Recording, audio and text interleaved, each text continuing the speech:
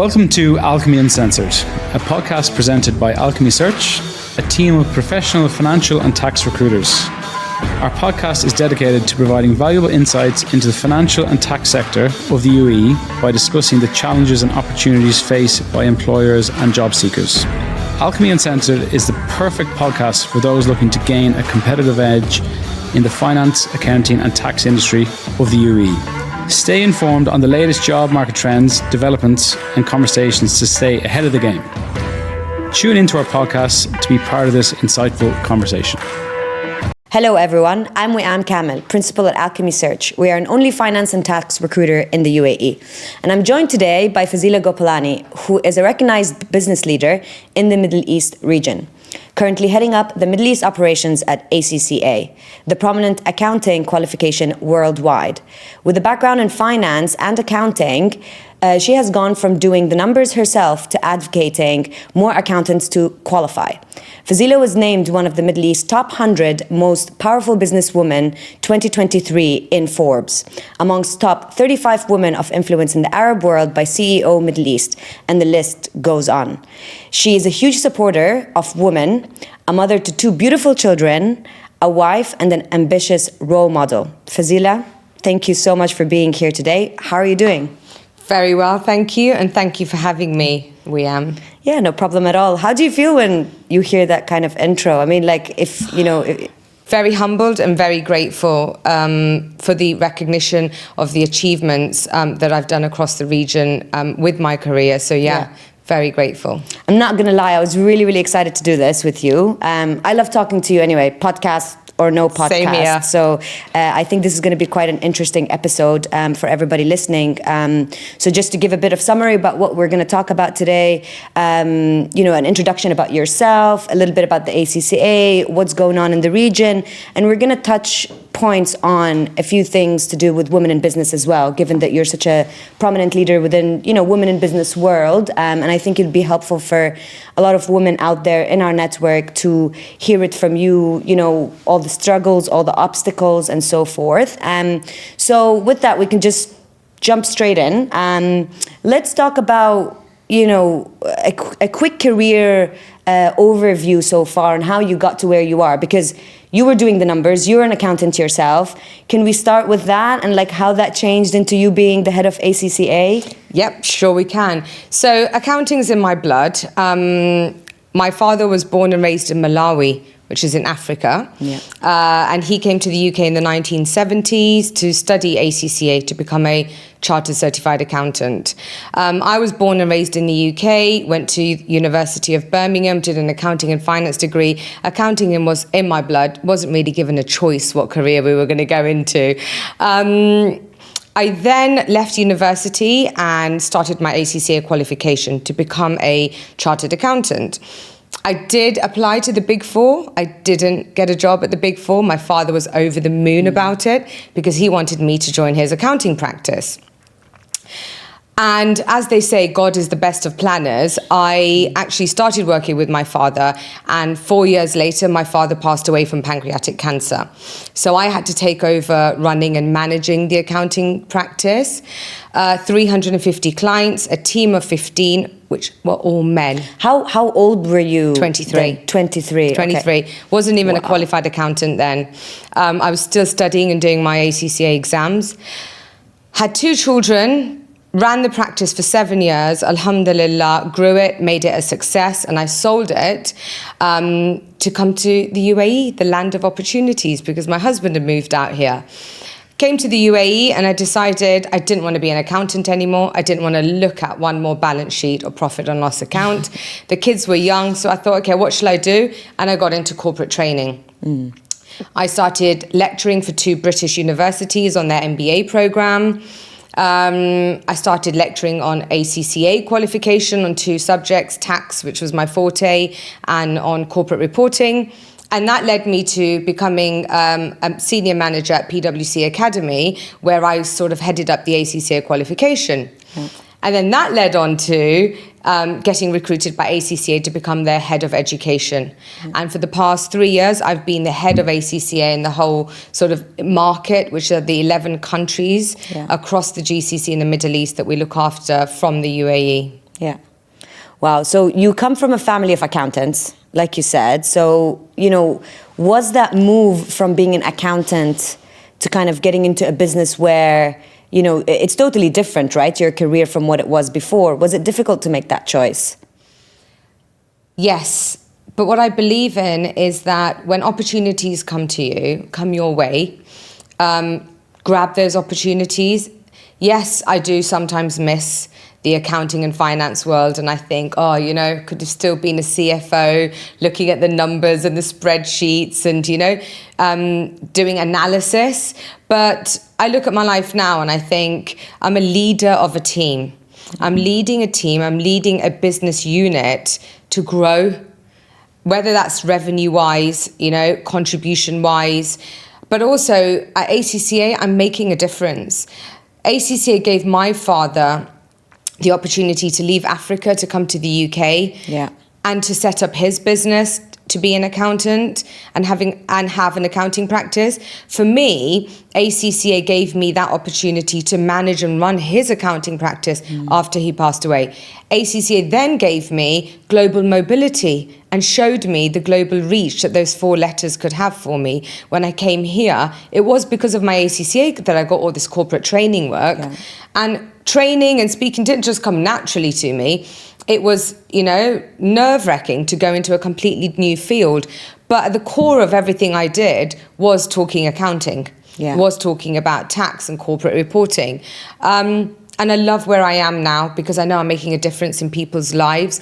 When I see them doing ACCA, or if I see projects where we're upskilling Emirati nationals to equip themselves with becoming technically competent in the area of accounting and finance, that gives me joy and happiness. Yeah. And before you moved to the UAE then, because I know that, this is a question I ask, a lot of people because we're expat driven here, right? Everybody had an idea of like what the UAE is like before moving to the UAE, and then, gets culture shocked maybe, or that perception kind of changes when you're out here. What was your perception of the UAE? Were you like, oh, it sounds amazing, I'm going to go there? Or was it like, should I do it? I'm going to try it out and see how I go, and maybe I'll go back to the UK, who knows? So I've been here 16 years. And initially we thought, let's test it out and let's see how it goes. But when you pass the 5-year mark, that's it. And I think from the minute I landed in the UAE, UAE has become home. I don't think of the UK as home anymore. Alhamdulillah, the safety element of living in the UAE, the work-life balance that we have. It's an amazing country to raise your children in and to have a family. Every time I land at the airport, at Dubai airport, the first thing I say is Alhamdulillah, back home, and this is what home is to us. Yeah. I think the region excels in various things. So you just mentioned, safety, just work-life balance. Maybe not all the time, but if you find yourself in the right role, that definitely is there once you've proven yourself, etc. So that's definitely there, and I think that attracts a lot of people. I think it's attracting a lot of people now as well, more than ever. I mean, the number of people that we see moving into the region, even just this year, is crazy. From the UK, from Ireland, from Europe, from the US, everywhere. All eyes on the Middle East, all eyes on Dubai or the UAE predominantly as well. So, for you as a woman leader as well, in the Middle East, what would you say were, the most significant challenges and opportunities that you faced, climbing up the ladder? Because that's quite different to a business leader in the UK and a business leader in the UAE, right? So, being the only woman in a room full of men, in Saudi Arabia, for example, in a meeting where you're the only woman in that room. But what I have seen in this region is the men are really respectful. And I believe that this is the place for us women to get ahead in our careers, to get into leadership positions. And that's because of Sheikh Mohammed's vision, what he's done with this Gender Balance Council that there is. Wanting more women in senior leadership government positions to help with the development of the country. If the ruler of a country has that mindset and has that vision, then who are those CEOs and leaders of all the other companies? Yeah. I do see that this region is changing, and it has changed in 16 years that I've been here. They're more welcoming to women in senior leadership positions. Education and the access to education for females here to help upskill themselves, to develop themselves. Culture always plays a part, right? But that's also changing because with regards to Islam, the Prophet's first wife was a businesswoman.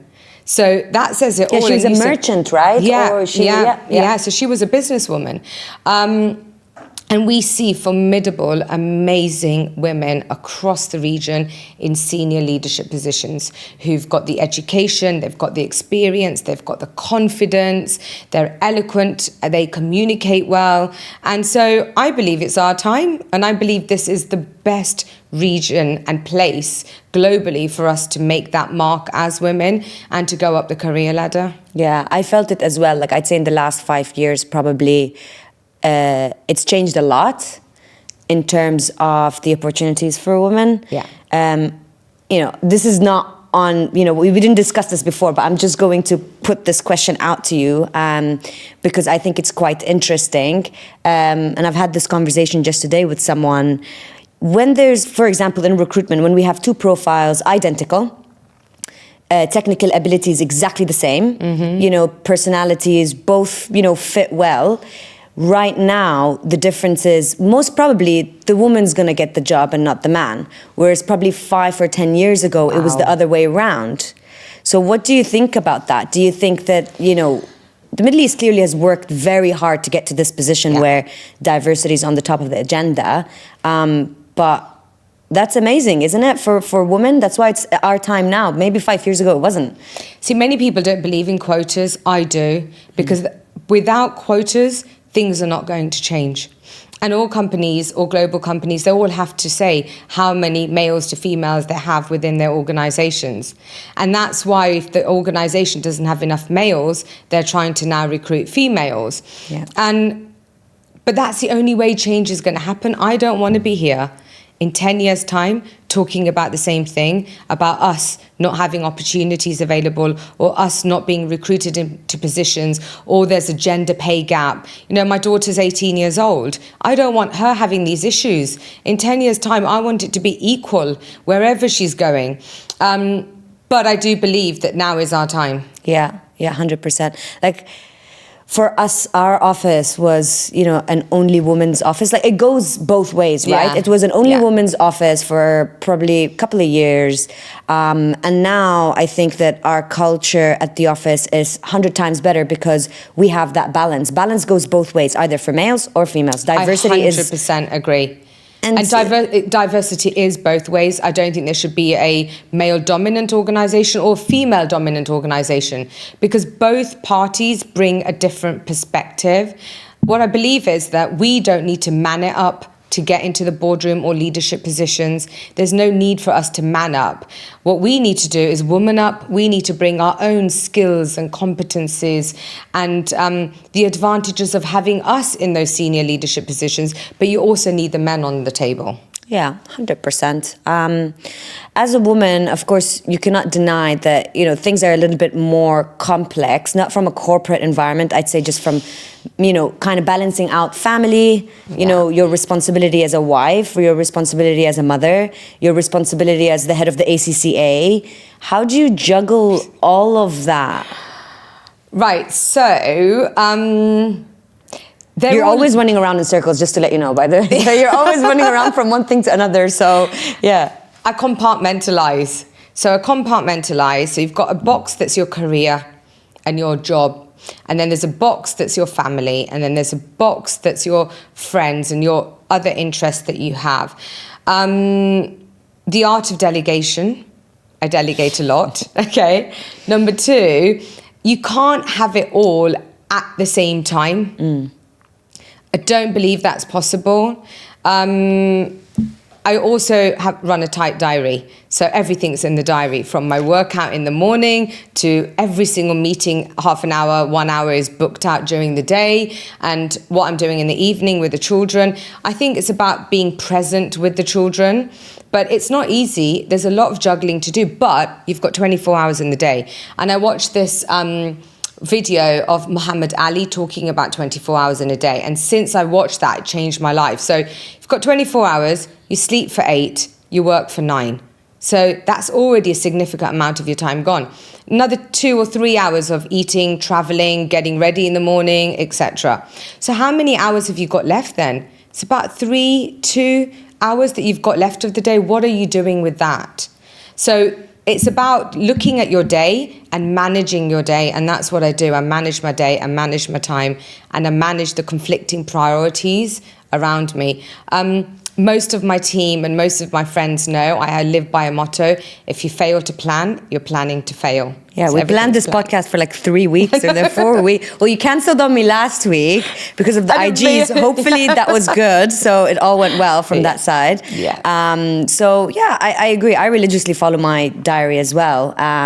Because if it's not planned and it's not there, it's really difficult to move around it because there's a million and one things going on. But, time management definitely is, a skill. I think every woman, especially if she has a family, is super, super, super important. It's not like you're going to figure it out right away either, because after some time you start figuring out what works and what doesn't work, and then coming up with a system that actually works for you to be able to manage all these things together. But it would be quite interesting. Like, we spoke about family a bit, and I think that an interesting thing we hear a lot in the market, especially of people moving here with families, etc., is that they're not quite confident about raising a family here. What do you think about raising a family here? I think it's the best place in the world to raise your family.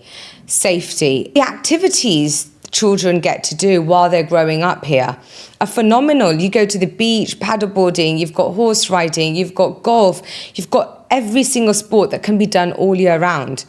In the UK, most of the time it's raining. You go and play football at the weekends, it might be raining. I think this place is a wonderful place to raise children. Also because, think about this, how many nationalities do we have in the UAE? Approximately 200 different nationalities. Our children are going to schools here, and they're not just with people from Birmingham, people that are made of the same cloth, that have the same family values, the same upbringing. They're mixing and becoming friends with so many people from so many different nationalities. That's phenomenal. That's going to make that child culturally intelligent. And emotional intelligence is important, but in this world that we're living in right now, and how small it's becoming and how connected everything is, cultural intelligence is very important. And our children have got a head start on that before they even get to university, because they were raised and lived and grew up in a place like the UAE. Yeah, I think that's, statistically speaking, I don't think that there's anywhere in the world that has that much diversity, especially at such a young age. I've gone to school with Lebanese, Syrians, different Arabs, Brits. I went to school with South Africans. I went to school with Colombians even. Yeah. And it was such a big, diverse group. And I think you're right. It teaches you how to understand difference. Mm-hmm. And to be okay with difference. And to respect it. Yeah, to be okay with difference. Yeah. It's okay, you're different to me. I'm not going to judge you based on that because I'm used to things in a certain way. And I think that's something in this region that is so beautiful. Yeah. Not just in school setting, I think even at a work setting. Where else in the world can people say that? I mean, I had a conversation, I think I told you this before, with someone, I think in Abu Dhabi, someone that she was saying to me that, her daughter comes through the door after school or whatever with 3 or 4 of her friends, and one is Swedish, one is an Indian, and the other is an Arab. Yeah. And she was a Brit, and it's the most beautiful thing ever, because they're all connecting, and it's a beautiful thing to see. And I don't think that there's a lot of places in the world that can offer that. Okay, lovely. So We spoke a bit about, you coming here, what it's like here. Tell me a bit about the ACCA. The ACCA is doing amazing things in the Middle East. Tell me a bit about that. So ACCA is the global body of professional accountants. We have 247,000 members, 526,000 future members across 181 countries. So as a profession, we think ahead, we're leading the accounting profession, and our purpose is to be a force for public good. And we do this by leading the profession by creating opportunities. So in the Middle East region, we look after around 20,000 future members and members across 11 countries. We work with different stakeholders, be that national bodies, the public sector, the private sector, educational institutions. And what we're doing is supporting the development of the accounting profession and individuals to become qualified, chartered, certified accountants. Yeah. And how do you see that development happening here? Because obviously you've been here for quite some time with them. So, and the accounting profession is changing drastically. How do you see that development happening? I think it's fantastic to see the development across the region. If we think about tax, corporate tax has been implemented here in the UAE. VAT started a couple of years ago at a phased approach across different countries. Technology, artificial intelligence is all changing the finance function and the way work is done. Sustainability, ESG has become an important topic for finance professionals now as well. So it's exciting times. We see governments being interested in developing the accounting professions, and we see the importance of ethics and trust and transparency coming out. We do a lot to support public sector employees with the management of their public financial management. So it's exciting times, and the region is all working towards supporting the development of the accounting profession. Yeah. And when you say looking after members and future members, like what does that mean? Like what do you do for them? So we raise the profile within employers of the benefits of having a qualified accountant on board versus a non-qualified. What is it that they're bringing to the table?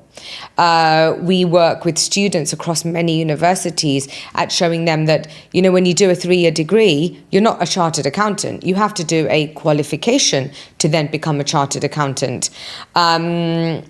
We work with members at holding events for them to update them because they have to do continuous professional development. And there are also networking opportunities for them to meet each other, to learn further information, whether that's about tax or digital transformation. So there is a lot going on at ACCA and what we do across the different stakeholders. Yeah, I think to a couple of events that you guys did. A lot of events. You guys are probably the most active from an events perspective. I don't know, that's just my perception. It could be completely wrong. I don't know. Yeah, so our members need networking. Yeah. They want to meet different people. And we're social creatures. COVID, us sitting opposite a laptop. It's over. It's seriously over. We need to meet people. We need to talk to people. And that's the best place to learn, in a room with a subject matter expert talking to you about corporate tax and how you need to support getting your organizations ready. I mean, a big initiative we have in the Middle East is Women in Finance. Obviously, being a woman in the finance field is an area I'm very personally passionate about, but I do believe there's an important agenda behind that on supporting the government with women empowerment. And we're launching our Women in Finance now in Saudi, in Qatar. We've just launched it in Oman. And the whole program is about how to support women with progressing in the finance field. Okay, so I'm going to drill down on a couple of things there. You might have the numbers or maybe not, I don't know. But do you see a rise in number of women that are part of the ACCA networks or part of the ACCA members? How have you seen that change? Yeah, so globally, we're now at an equal split between men and women. 50-50? Yeah, it's about 49-51, but it is very close. Right. Regionally, it's not too good. It's still quite male-dominated. quite a lot male dominated, and there is further work to be done in that area, but we are working on promoting to more females across universities in Saudi or Oman or here, the importance of going into the workplace. The thing is, there's loads of women who study accounting at university. They don't all go into the workplace, and that's where we lose them. And what is it that can be done there to support these women to go into the workplace and to have careers in accounting and finance?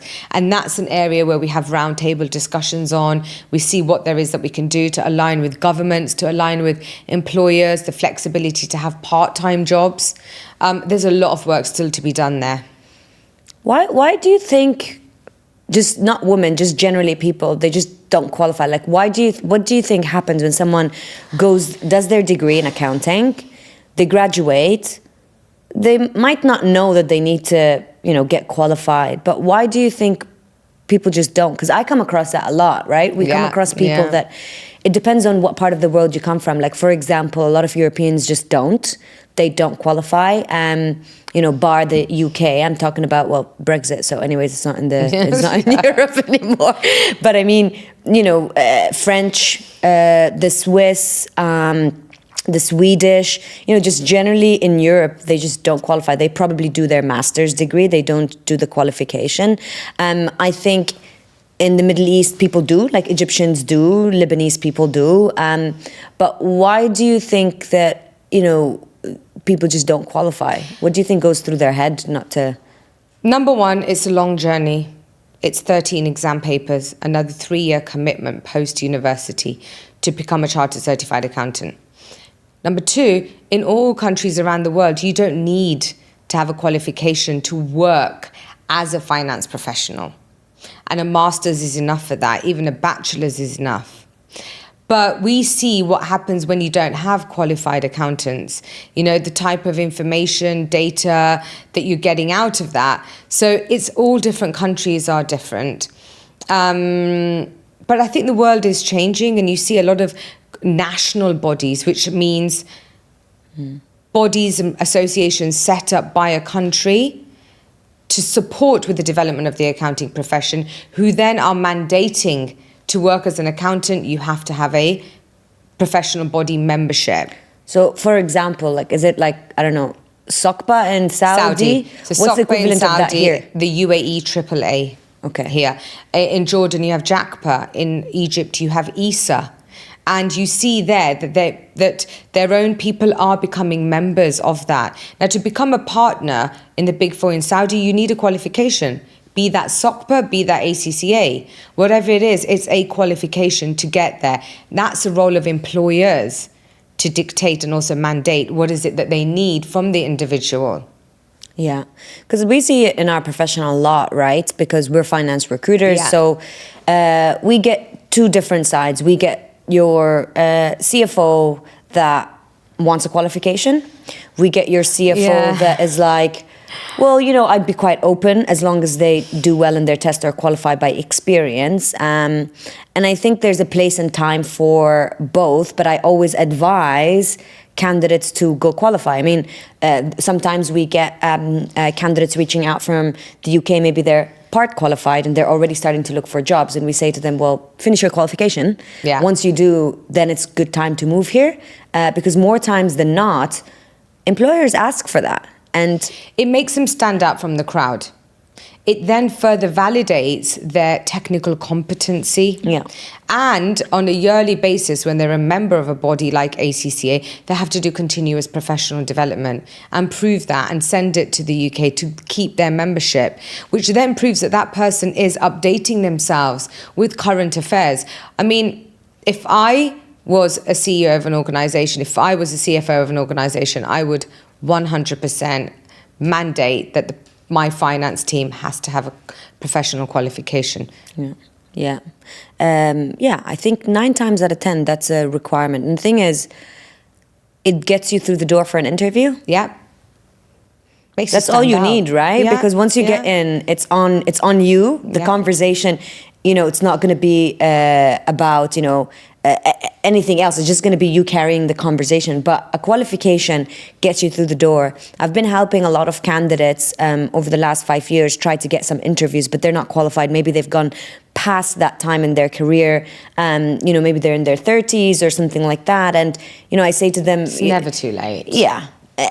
I agree, because I say to them, well, they say, well, you haven't put me in any process. And it's like, I know that your experience is good. I know that you're qualified by experience, but this such and such client just won't look at it. Yeah.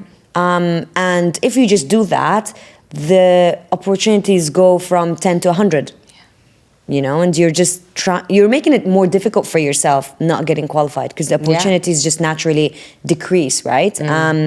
So I find that quite interesting. So with the ACCA, what events do you guys have that's lined up, in the next half of the year, like the next 5 months, let's say? So we've got events for our ACCA members on corporate tax coming up. We've got the UN World Investment Forum that is happening in Abu Dhabi the week of the 16th of October. There's a lot going on. A lot of ministers and individuals from the public sector globally are coming to Abu Dhabi for this UN World Investment Forum. And then we've got COP. So there's a lot going on. The COP28. All roads lead to COP28. Yeah. And then we've got a Women in Finance and Sustainability during COP week. So we've got a lot going on for our members, but we're also collaborating on other events with other sort of organizations. Anything happening in Saudi at all, or? Yes, we're launching our Women in Finance. We're actually opening an office in Saudi, which is the first office out of the UAE that we're opening. Are you moving to Saudi? No, I'm not. Saudi is an exciting place to be in right now, with the amount of projects they've got going on, be that NEOM, be that Al-Ullah, the sort of adventure tourism that they're doing, the funds that they've got in upskilling Saudi nationals, the Saudi Vision 2030. It's exciting times, and that's the place to be right now. Yeah. I mean, you've been to Saudi? Yes, many, many, many times. Yeah, and you guys are opening an office this year or in the next year? couple of months. Okay, wow, exciting times. Yes, big time. Because there's a lot of also Saudization happening, and I know that also within the space, like finance space for women, it's massive. Huge. We've struggled a lot with talent in Saudi, especially with women, and for some reason a lot of our clients, especially in Saudi as well, we don't work with many of them, but we have had a couple of interactions over the last, I think, 3 years, but I think that they struggle to find talent. Yes. And qualified talent, and they all want the qualification as well, specifically SOCPA, so I don't know. It's difficult, and that's where I said you get thousands of females at universities, but they're not going to do a qualification or not going into the workplace. So there's a high attrition rate there. Yeah. And that's where we have to work with the government to see what can we do to support to get more females into the workplace. Yeah. There's still a lot of work to do there in that region in order to see that movement. And I think that's what's exciting about being ACCA and being in that place, is that what can we do to support that shift and move as a professional body? Yeah. Best of luck with it, because, I think it's been difficult in the UAE as well to have that growth. But I think Saudi is going to be cherry on top with that. So thanks a lot for all that, Fazeela. I really enjoyed the conversation. And I wanted to ask you a few things, maybe just to end this on a very, I think, light-hearted note as well. So, given you're a mother of 2 children, what do you enjoy doing in Dubai in the weekend with your kids? Activities that keeps them away from their phones and that makes them present in the moment with me, which could be trekking or hiking in Korfakan or Hatta. Oh, I love that. Which could be going paddleboarding or kayaking on a Saturday or Sunday morning. And if it's too hot, then going indoors and playing badminton. But something where we're doing an activity together, where nobody is busy on their phones. Yeah, that's good. Cut down screen time. Yeah. Cut down screen time. So you've recommended so many books to me in the past, and by the way, I'm still like reading. Well, not reading them; they're on Audible, so I'm hearing them. what's your favorite book? Or maybe what's the book you're reading now? You read a lot. Yeah. Right, I'm going to give you my top 3. Okay. 1, Becoming by Michelle Obama. Yeah. Absolutely loved it. I do listen to all of these on Audible. Number 2 would be My Life in Full, Indra Nooyi, the ex-CEO of PepsiCo. Absolutely loved her book. But I think by far my favourite one right now, which I've just finished reading, is Unapologetically Ambitious by Shelley Archambault. And I actually did message her on LinkedIn today when I finished it. A phenomenal, amazing book that she was reading to me every morning in my ears because I listened to it on Audible as well. Yeah. And I would highly recommend that to women out there that want to succeed in the career place, that want to go up the ladder. I think it was a phenomenal I've book. just started that book, just when And you told me, I she's think a great. couple of weeks ago. So I've been listening to it. So I'm like quarter way through, I think. But it's excellent. And it gives you hope, yeah? Yeah, big time. It gives you a lot of hope. So you also mentioned that, being in Dubai, there is a stone's throw away. Many countries, you could travel very easily. Where would you say is your favorite country that you've visited that's not too far away from UAE? Switzerland. Okay. Interlaken specifically, not the cities. So Interlaken is a city between 2 beautiful lakes. And the reason I love Switzerland is the endless scenery, the valleys and the mountains and the lakes and the waterfalls, and you could just get lost walking or cycling. How far is it for from here? hours away. 5 hours. Okay. We'll Not take very that. far. That's fine. Yeah. That's fine. But yeah, that's my favourite place. Okay, amazing. Well, I hope everybody has enjoyed that and that Fazeela gave a lot of insight about the Middle East, what's going on with the ACCA, and what's it like being a business leader in the region. So thank you so much for being here. I've got a gift for you, though. You saw it, didn't you? I was hoping that you didn't. I was just hoping. I hope there's some healthy stuff in there. I can see the waffle. Thank you. Here you go. Thank you very much. Thank you. Wow, lovely. Waffles are great. The scones are great. Oh, Stay away yes. from the fruits. Thank you so much. So thank you, everyone. If you are still listening, thanks for listening and tuning in. Hopefully, Fazeela has given some good, useful information about what's going on in the Middle East region, specifically with the ACCA, and some insight about being a business leader in the region. So, Fazeela, thank you so much. Thank you for having me, Wiam. My pleasure. It's been fun. Yes. See you in our next episode.